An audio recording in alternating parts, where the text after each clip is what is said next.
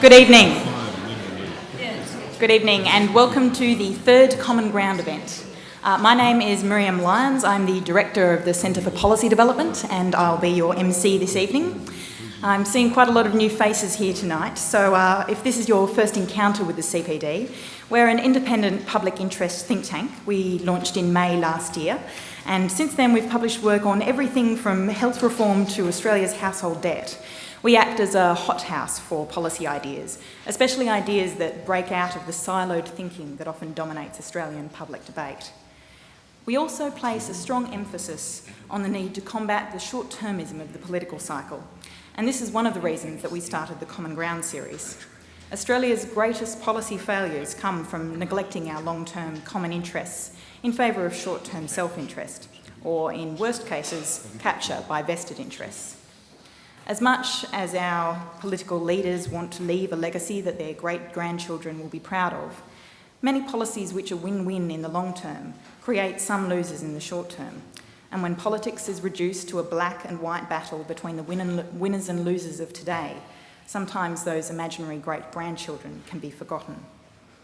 So instead of adding another series of lectures or public debates to Sydney's crowded calendar, we thought we'd try something a little different and hold events where we invite two speakers who you might normally expect to disagree with each other, speakers from different political parties or interest groups which sometimes conflict, to discuss what they have in common for a change. Our first event brought Sharon Burrow from the ACTU and Tony Stephen from the Council of Small Business of Australia together on paid maternity leave.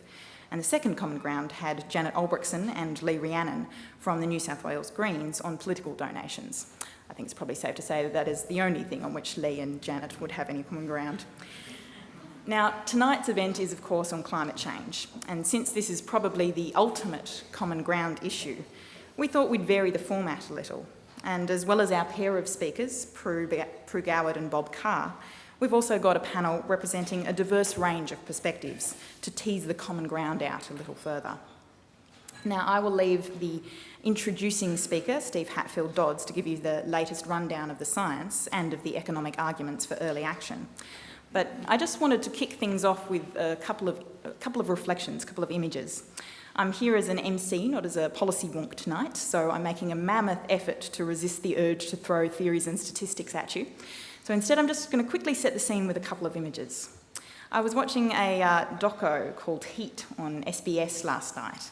And in one scene, Arnold Schwarzenegger, the Republican governor of California, stood in front of a machine that was crushing an old car and announced his plan to buy back gas-guzzling vehicles and promising to terminate emissions.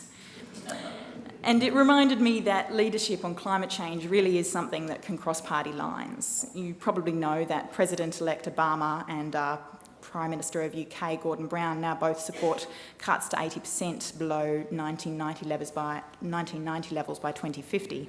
What you may not know is that Arnold Schwarzenegger already had those targets in 2005. So that's one image I wanted to put in front of your head. The Republican governor of car-loving California giving his trademark grin in front of a flattened car. The other image is from Anna Rose, a climate campaigner at GetUp and the Australian Youth Climate Coalition. Now, Anna Rose and others from the AYCC celebrated the first birthday of the Rudd government by baking 172 cupcakes and hand-delivering each of them to each Labor MP. One of them had a picture of the Earth and the other the words, "The icing is melting." So that's the other image I want you to keep in your heads this evening.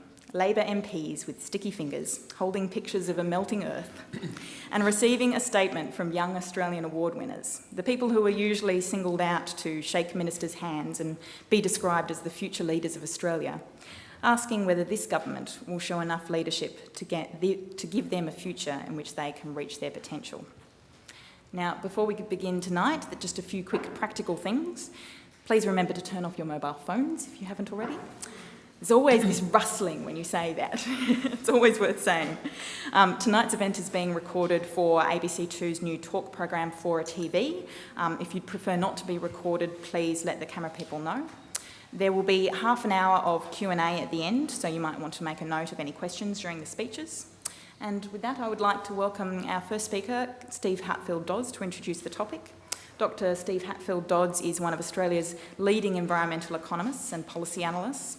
And as of July this year, Steve leads the Analysis and Projections branch in the Commonwealth Department of Climate Change.